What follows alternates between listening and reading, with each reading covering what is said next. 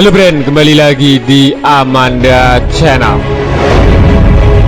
Indonesia disebut sudah mundur dari proyek pengembangan jet tempur KFX IFX Brand bersama dengan Korea Selatan yang digarap sejak tahun 2016 silam. Jadi mimpi Indonesia untuk membuat jet tempur pabrikan dalam negeri yang rencananya bakal dirakit di Indonesia akhirnya gagal total. Dipastikan Indonesia mundur karena Korea Selatan menilai bahwa Indonesia sangat lamban dan kurang cepat lah Brand. Ada apa dibalik semua ini? Nah, dilansir dari Harian Korea Jong-ang, negosiator dari Badan Pengadaan Senjata Korso, disebut mengunjungi Indonesia pada September lalu untuk membujuk Jakarta agar mau melanjutkan proyek bersama itu. Menurut salah satu sumber Korea Selatan, pejabat Indonesia meminta negosiasi ulang kesepakatan awal KFX IFX. Salah satunya meminta lebih banyak transfer teknologi sebagai imbalan atas komitmennya Brand. Pokoknya kayaknya sih usut punya usut, Indonesia dirugikan. Jadi ada syarat tertentu ataupun tidak diuntungkan dalam program ini. Indonesia juga dikabarkan kurang senang dengan proyek KFX IFX Brand yang dinilai berjalan lambat.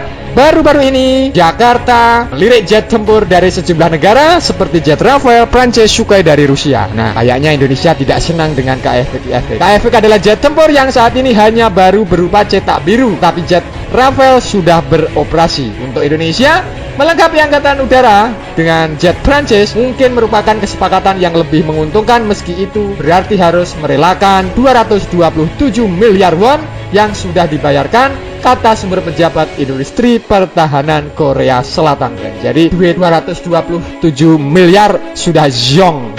Gimana nih Brand? Duit negara nggak diminta kembali aja. Pada September lalu, Menteri Pertahanan Prabowo Subianto menuturkan proyek bersama pengembangan jet tempur itu masih berlanjut. Prabowo mengatakan pemerintah memang tengah melakukan negosiasi ulang dengan Korea Selatan terkait pembagian biaya proyek KFX IFX Brand. Nah, ada yang menarik di balik pembatalan jet tempur KFX IFX Indonesia Korea Selatan. Ternyata usut punya usut, bukan kaleng-kaleng sarden Brand. Australia memborong 2 unit lagi pesawat intai maritim PA-8 Poseidon. Jadi totalnya Australia sudah mempunyai 14. Jadi dibalik kegagalan Indonesia membayar KFX, Angkatan Udara Malaysia sekarang malah lebih sangar. Ini sangat-sangat berbahaya Brand. Nah, ini adalah hal yang menarik untuk kita bahas bukan Brand. Tapi sebelum lanjut, kita dengarkan intro dulu ya Brand.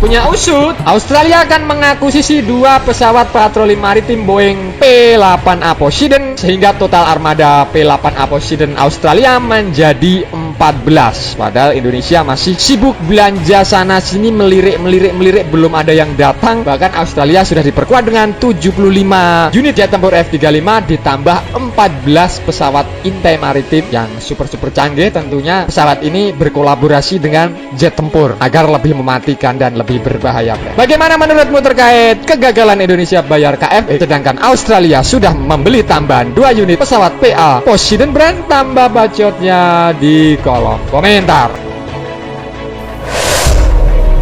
2 pesawat Poseidon tambahan tersebut Brand, usut punya usut, dibeli melalui program kerjasama Australia dengan Angkatan Laut Amerika Serikat. Operator utama platform tersebut, P-8A Poseidon tambahan akan meningkatkan kemampuan pengawasan dan respon maritim dari Angkatan Udara Australia. Jadi lebih garang untuk mengintai negara-negara tetangga Australia, termasuk ada Papua Nugini, ada Indonesia, ada Timor Leste. Jangan macam-macam dengan kekuatan militer Angkatan Udara Australia. Menteri Pertahanan Senator Hon Linda mengatakan pengumuman itu adalah bagian dari investasi pemerintah Malaysia senilai 270 miliar yang belum pernah terjadi sebelumnya dalam kemampuan pertahanan selama dekade berikutnya Brand.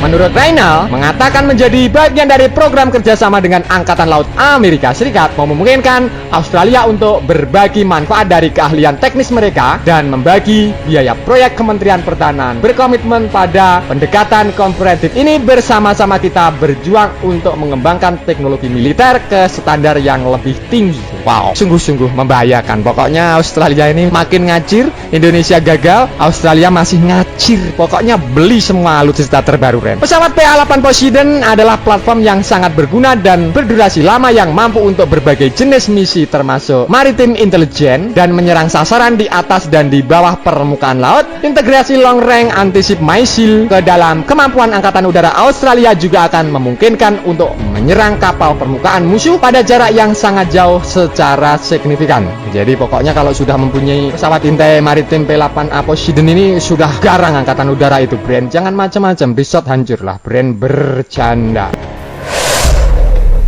Berpangkalan RAF Base, PA-8 Poseidon adalah bagian penting dari platform maritim dan strategis respon Australia di masa depan. Pesawat P-8A dan USMH-4 Sea Triton menggantikan pesawat patroli maritim AP-3C Orion RAF. Pesawat P-8A Australia pertama tiba di Canberra pada 16 November tahun 2016 silam dan 11 sisanya akan dikirim pada Maret tahun 2023.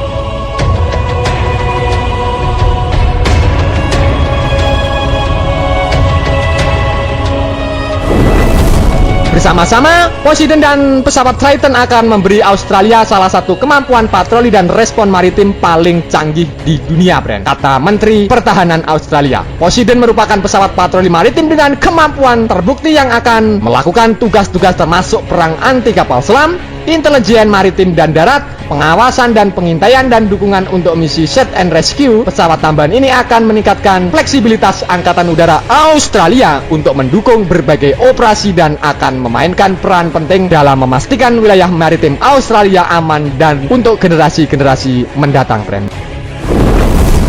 Nah, brand, itu tadi pembahasan admin seputar Indonesia gagal bayar jet tempur KFWI-FX. Angkatan Udara Australia malah boyong 14 pesawat intai maritim PA-8 Poseidon. Bagaimana menurutmu terkait hal ini? Silahkan adu bacot di kolom komentar. Nah, brand, oke, sekian dulu video dari Amanda Channel. Jangan lupa like, share, komen, dan subscribe agar channel ini semakin berkembang dan tentunya bisa bermanfaat bagi kalian semua. Nantikan video menarik dari kami lainnya. Terima kasih, see you next time, bye.